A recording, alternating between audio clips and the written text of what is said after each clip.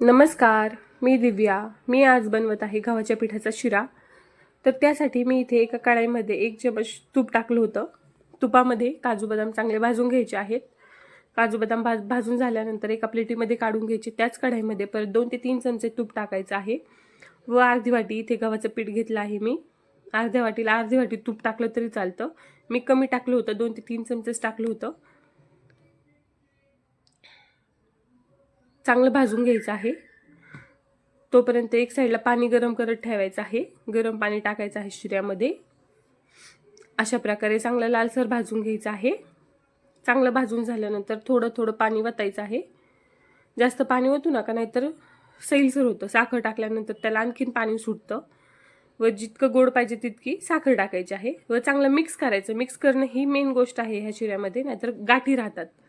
Mix चांगलं केल्यानंतर गाठी बिलकुल होत नाहीत व अशा प्रकारे आपला शिरा तयार आहे. विलायची टाकायची, विलायची पावडरवरून. व्हिडिओ आवडला असल्यास चॅनलला सबस्क्राईब करा.